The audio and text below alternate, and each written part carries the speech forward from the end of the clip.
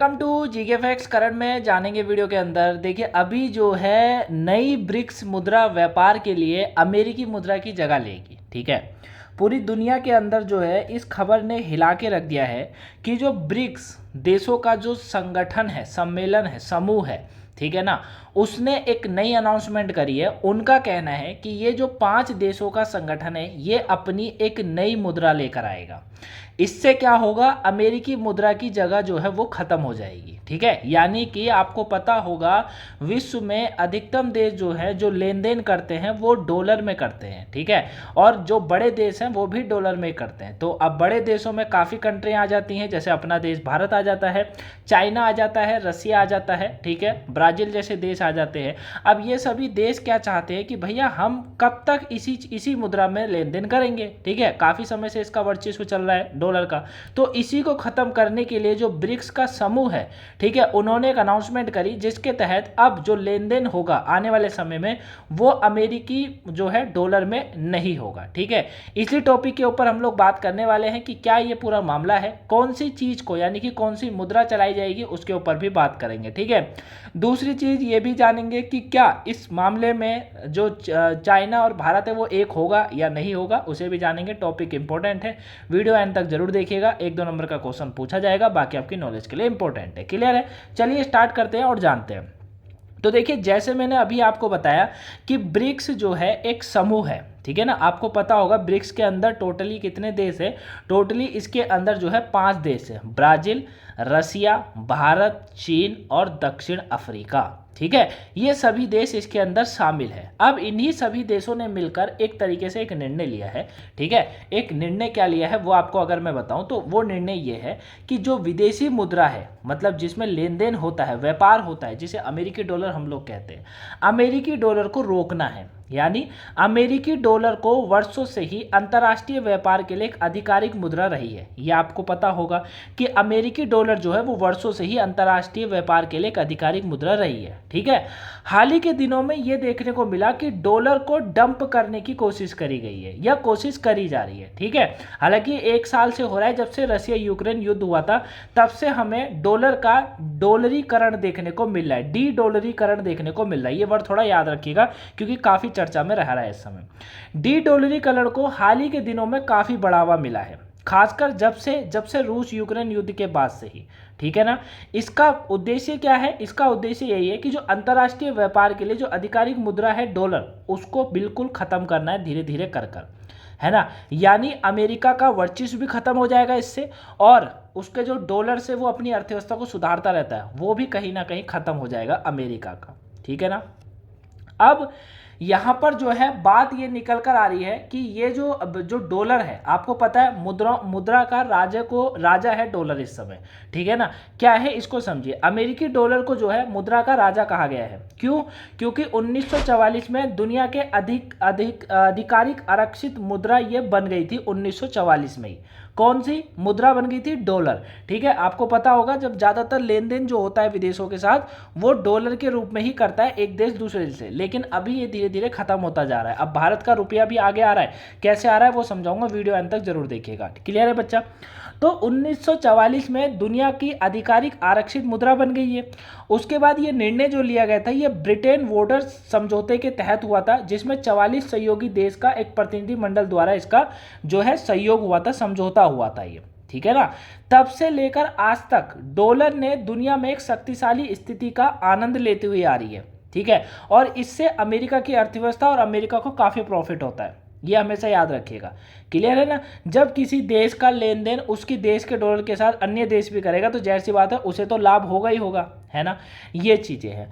अब हो क्या रहा है, हर कोई अमेरिका के नियम से अब इससे देखिए, इससे एक चीज़ और होती थी, जैसे अमेरिका के डॉलर से लेन देन होता है ना, तो हर कोई देश अमेरिका से अपने संबंध अच्छा बनाने की कोशिश करता है, आपने देखा होगा विश्व में, है ना, इसीलिए होता है। समझ रहे हो? दूसरा, इनके नियमों से खेलना पसंद नहीं करता है कोई भी। ठीक है, लेकिन 2 देश हैं जिसको इससे बहुत बड़ी प्रॉब्लम है। वो देश कौन से हैं? वो है रसिया और चाइना। कौन सा है बच्चा? रसिया और चाइना। रसिया और चाइना जैसे देश हैं जो कि डॉलर को रोकना चाह रहे हैं या रोकेंगे आगे चलकर, ये बात बिल्कुल पक्की है बच्चा।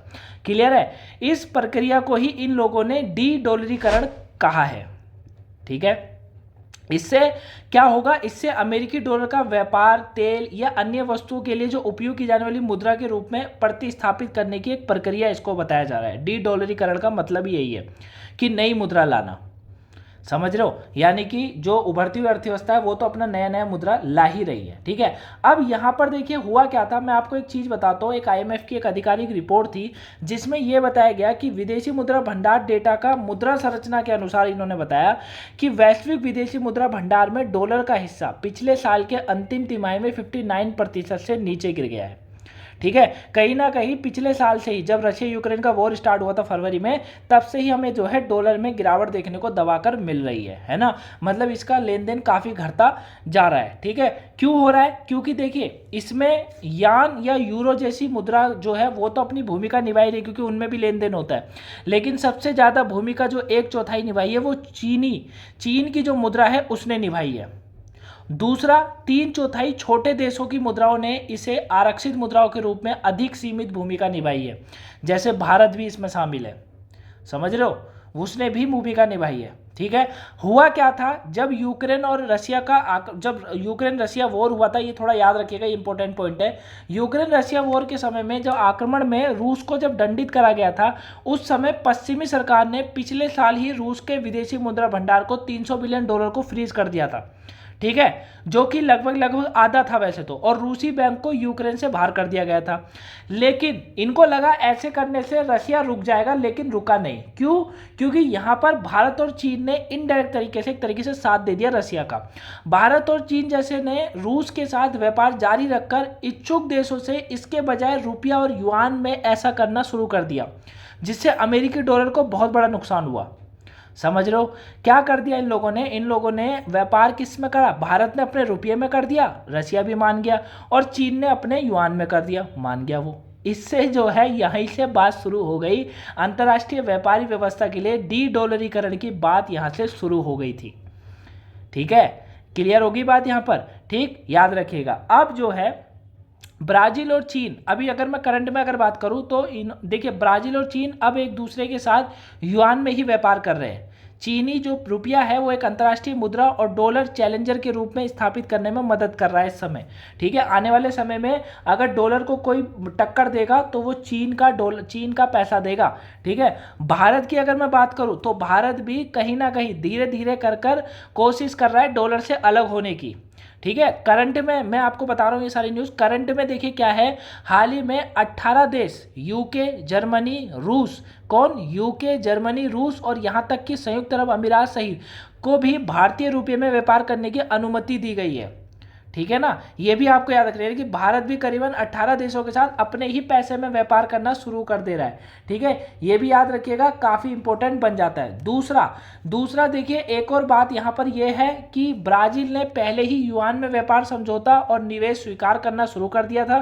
भारत और रूस के पास व्यापार के लिए रुपया है, रूबल तंत्र है, जिससे वह बकाया राशि डॉलर या यूरो के बजाय रुपये में तय कर देता है, ठीक है। तो इससे हमें क्या पता चलता है, इससे यही पता चल रहा है कि ब्रिक्स राष्ट्र, जो ब्रिक्स समूह है वो कहीं ना कहीं डॉलर को खत्म कर रहा है, ठीक है ना, दुनिया भर में डी डॉलरीकरण की ओर ले जाएगा इसको, ठीक है। और यहाँ पर हमें चाइना का पैसा उभरता हुआ देखने को मिल सकता है, ठीक है। और आने वाले समय में तो रुपया ही पूरे देश में, पूरे विश्व में फैलेगा, ये बात बिल्कुल पक्की है बच्चा, क्लियर है। तो इससे जो है अभी ये जो समूह है इसने ये घोषणा करी है, ठीक है ना, क्योंकि अगली बार जो मीटिंग होने वाली है अभी वो यही मतलब जो मीटिंग अभी होने वाली है ना, जो अभी मीटिंग होगी वो आपकी अफ्रीका के अंदर होने वाली है ना, तो उसमें कहीं ना कहीं ये बात करी जा रही है कि भैया इसमें हमें ये चीज़ों को जो है चेंज करना है, ये आपको याद रखना है, ये इंपॉर्टेंट बन जाता है, ठीक है ना बच्चा, ठीक है। ये आप याद रखिएगा, ये काफ़ी इंपॉर्टेंट बन जाता है, क्लियर है ना। तो आने वाले समय में हमें जो है डॉलर में व्यापार देखने को अब नहीं मिल सकता है, ये आप याद रखिएगा थोड़ा, ठीक है ना। डॉलर में हमें जो है व्यापार देखने को नहीं मिलेगा। अब बात ये भी आ जाती है कि रशिया, चाइना, माफ़ करिएगा, भारत और चीन जो है वो मिलेंगे, क्योंकि इनका तो आपसी जो है अभी जो है बॉर्डर के साथ चल रहा है। तो देखिए अब ये अब देखते हैं आगे आने वाले वाले समय में भारत इससे मिलता है या नहीं, लेकिन कहीं ना कहीं वो भी डॉलर के साथ, भारत भी जो है अपना डॉलर के साथ पीछे हटता जा रहा है। ठीक है, तो ये पूरा टॉपिक था। आई होप आप इसे समझे होंगे, जाने होंगे कि आखिर में पूरा मामला क्या था। ठीक है, अगर लगा हो कहीं पर कुछ नहीं समझाया तो मुझे कमेंट बॉक्स में बताएगा, आंसर जरूर मिलेगा। मिलूंगा आपसे नेक्स्ट वीडियो में, तब तक के लिए thank you for watching guys, have a nice day, thanks for watching.